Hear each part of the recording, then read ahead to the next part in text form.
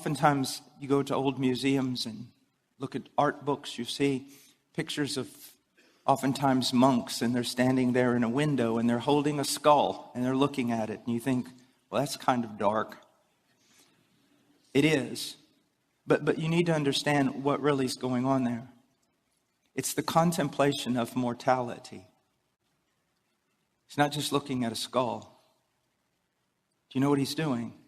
He's looking at himself. That monk knows, this will be me in a twinkling of an eye. Strong men grow old, and old men die. Yes, strong men die. Men who are genius die. Strong men grow weak and die. All men die. Have you really grasped that as a man?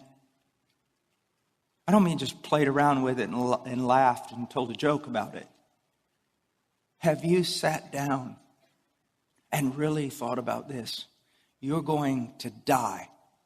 And everything you lived for outside of the will of Christ is going to burn. Everything. But I'm not a missionary and I'm not a preacher. If you're in this church, you know better than to use that language. You can be a policeman and be a policeman every moment of your life for the glory of God, and He takes it as service. You can be a doctor. You can be a ditch digger. You can work construction. So don't play that game. It doesn't matter who we are. Missionary in the Congo or construction worker out on the highway. If we know Christ and Christ knows us, there's no longer the division of secular and sacred in our life. Everything is sacred if it's offered to Him. And He takes it as service to Him. One of the most life-changing things that I experienced before I was converted. As a matter of fact, it's one of the things that led to my conversion. My father, I was many times afraid of him. He was big. He was strong. He was good. I wanted to be like him in so many ways. We're running with a roll of wire, putting up a fence for the horses. Put a pole between the wire, one man on one side, one on the other, and you roll it out. And all of a sudden, when we were talking about upcoming basketball season and all kinds of things. And all of a sudden, I looked down and then I heard him scream. I felt the wire drop. I grabbed him. We fell to the ground. He was dead. I realized at that moment, it didn't matter if I was like my father, who I never thought I would be like. It doesn't matter. He's dead. Be strong like him and die. Courageous like him and die. Successful and die. Intelligent and die. You fall in love. You lose her in the end. You need to contemplate. You need to get away from media and contemplate your own death. And contemplate everything you have invested in. Where are your investments? When I was at the University of Texas, I had to study a lot of different things for my major in economics, finance, just all sorts of things, engineering, everything. And I remember after I became a Christian and some of my friends said, "What are you doing?" And I said, "I'm not doing anything that I wasn't taught in class." And they all knew it was very anti-Christian university.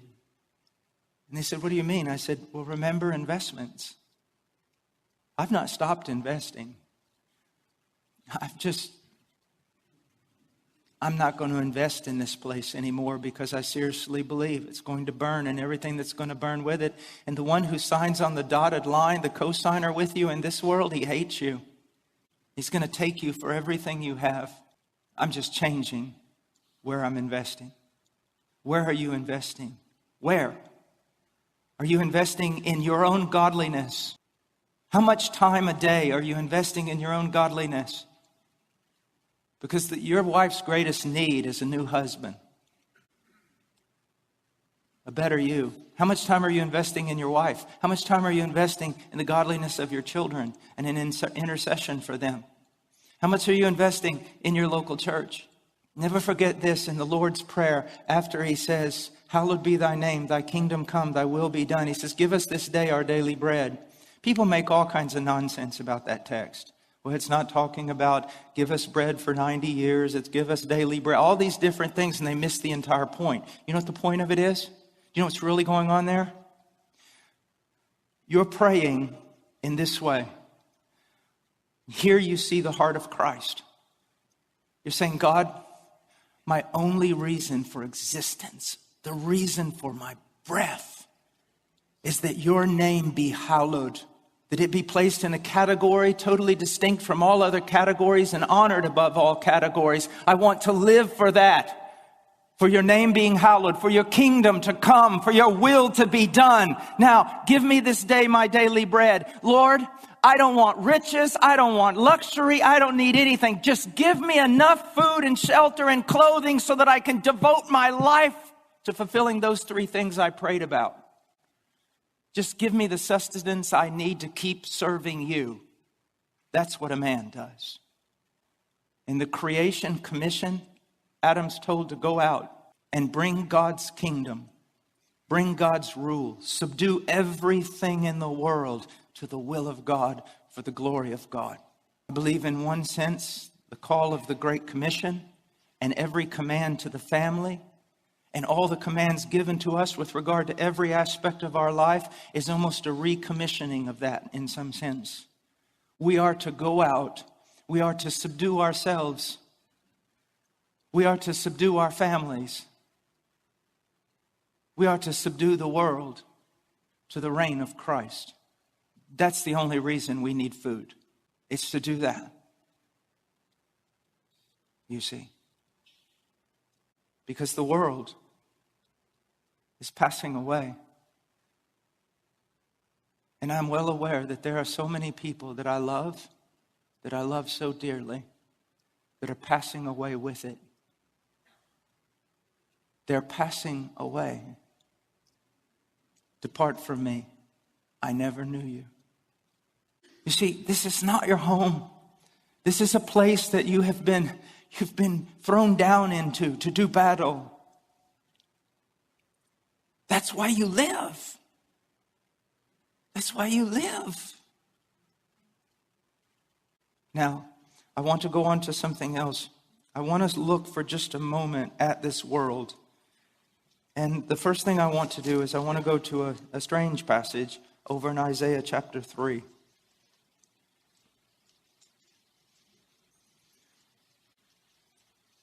God is bringing judgment upon a people in this passage.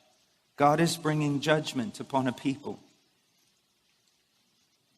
And he says in verse 1, Isaiah chapter 3, verse 1, for behold, the Lord God of hosts is going to remove from Jerusalem and Judah both supply and support, the whole supply of bread and the whole supply of water. So he's going to remove this. But what else is he going to remove? The mighty man and the warrior, the judge and the prophet, the diviner and the elder, the captain of 50 and the honorable man, the counselor and the expert artisan and the skillful enchanter.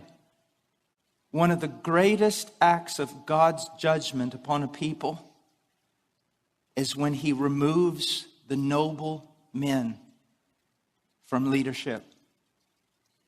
When he removes the entire population of noble men, and there's nothing left but ignoble, weak men.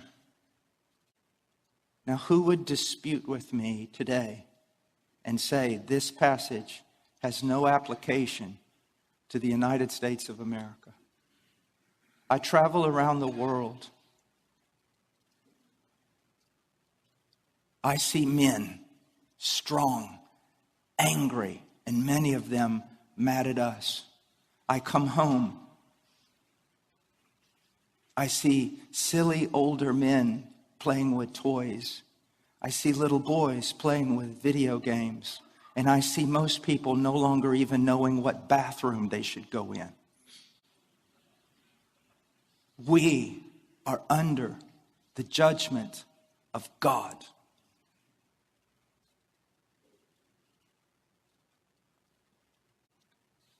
Look at verse 4.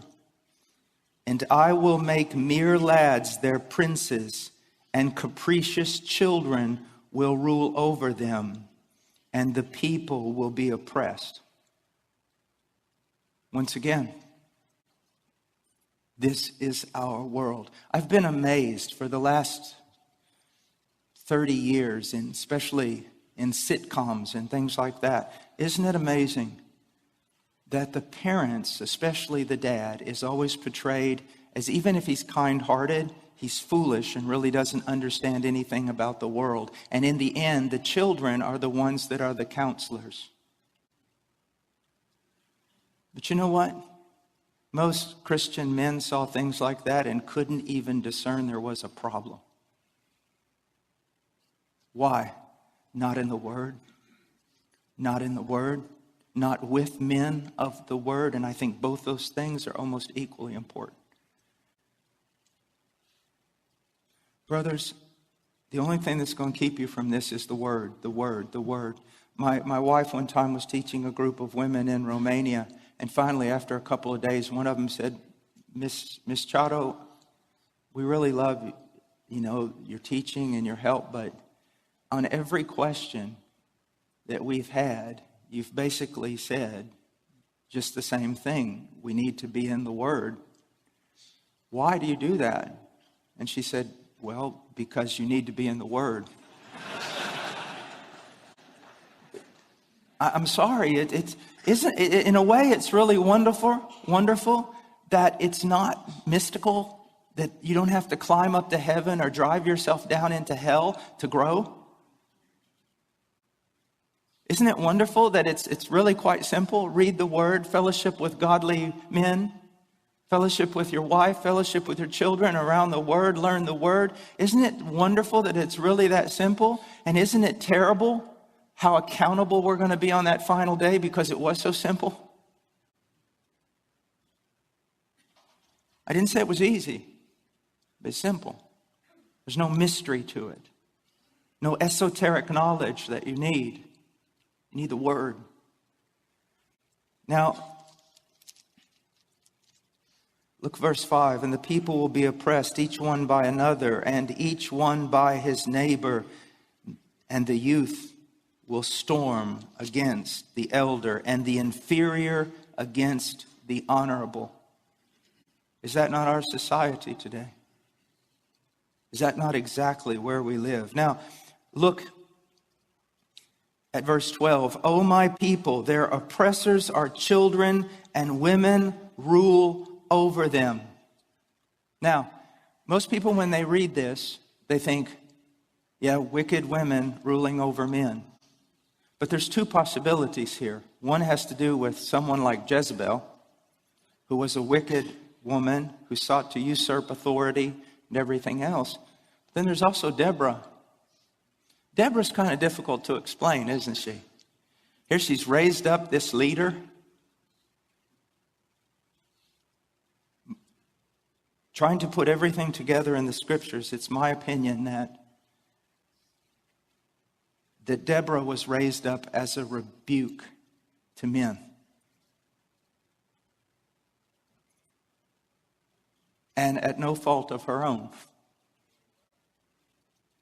Do you know how many young girls, now young men, you listen to me. I travel all over, even here,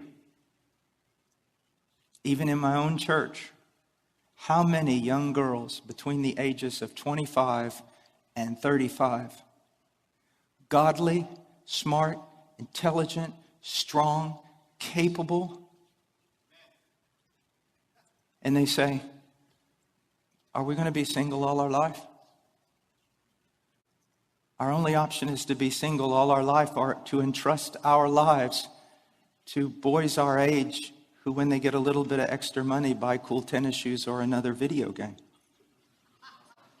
What are we supposed to do? Brothers, the Chinese say there are no bad students, just bad teachers. What kind of legacy did you leave? Some of you were laughing. What kind of legacy have you left? What have you done? I am not going to stand here and curse the darkness and make fun of a younger generation. I'm not going to do it. Because when you look in Israel, a generation was raised up who did not know the Lord. And whose fault was that? The previous generation. Yeah, you guys might not be playing video games, but a lot of you have wasted so much of your time doing the stupidest, silliest things of which men are beyond that. No, brothers, I'm telling you, it was a great thing for me to learn that my life, that I should go to the casket poured out. That life is supposed to be difficult. That self-sacrifice hurts. That it's not about me. You say, oh, it's about Christ. Be careful of a theology of glory. It is about Christ. But if it goes no further than that, the words you've said are nothing more than a meme. It's all about my wife. It's all about my children. Then it's all about my church. And then it's all about the elect people of God who have yet to hear the gospel of their salvation. That's what it's all about. That's what it's really all about. I know professional men in this church, and I know professional men in other places around the world that are extremely professional, extremely busy, and they witness to more people in 1 week than I do in 6 months. Through their professions, through their things, they have Bible studies, they encourage. Maybe they don't do that, maybe they don't have the gift of teaching, but you go to their home and you see their children and their wives. They're not about gaining something in this world. They're just using the gifts that they have in order to serve in those concentric circles of concern. Now, what do I mean by that? This is the way I've ordered my life. It was based on a book on evangelism that was written about 40 years ago by a very godly man, Concentric Circles of Concern. But I took it and changed it up a little bit. In the middle of that circle is me. You say, well, that doesn't sound very Christian. Well, it is. And what am I saying when I say the middle of that circle is me? The greatest thing I can do for everyone else on this planet is to be a better Paul Washer. And what does that mean? To seek to be more conformed to the image of Christ. If I do not start with me in the Word and renewing my mind, nothing else works. Nothing else works. So first of all, as men, what do we do to combat this? What do we do? First of all, our great goal should be to be conformed to the image of Christ in character. Isn't it amazing that the qualifications for an elder are almost exclusively character? And you say, well, I'm not an elder. I don't have to worry about that. What you have to understand is in that list in Titus 3, in Titus 1 and 1 Timothy 3, what he's basically saying is this: an elder needs to be a mature Christian, and this is what a mature Christian looks like. A husband needs to be a mature Christian, and this is what a mature Christian looks like. Character, to grow in conformity to Christ, which starts by cultivating the mind of Christ in the Word of God and then growing. If you don't know anything about the principles of marriage, but you're a man who walks full of the Holy Spirit and bearing the fruit of the Spirit, you're going to be okay in your marriage. Now, you need both things, but the one without the other just doesn't work. And so that's the first concentration you should be thinking of. I need to be a clean tool, a useful tool, an accurate tool. And then from there, what is our greatest concern? Your wife. Your wife. Her godliness, her sanctification, her prosperity as a person, her flowering, your wife. What about me? Okay, you die. That's your job. You say, well, I don't like that. Then don't walk around pounding your chest like a gorilla and saying you're a man. Because a man is someone who dies to self for his bride. Because Jesus was not a man, he was the man. And we follow him. And then You give your life to your children. Well, I thought children were first. Now there's your problem. Greatest thing you can do for your children, men, is to love their mom. And do you know why so many women hate their daughter-in-laws? Because it's your fault. Yeah, sin has many consequences. So as a husband, you neglect your wife. You neglect affection, intimacy, growing as friends. You neglect all these things. And so your wife, she needs that. She needs that. She's a faithful woman. She's not going to commit adultery. But now you forced her to find it somewhere else, and she finds it in her children. And her children start supplying for her all the affection that she's not getting from her husband. And then when other people come along to take her children away, she can't stand it. And that's your fault. That's my fault. You see,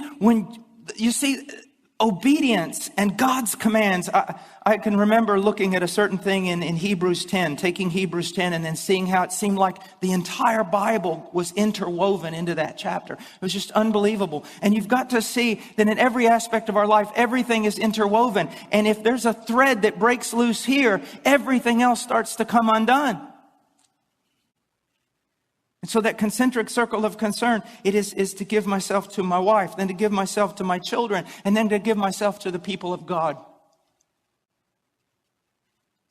And then to give to myself to the world in the sense of sharing with them the gospel of Jesus Christ.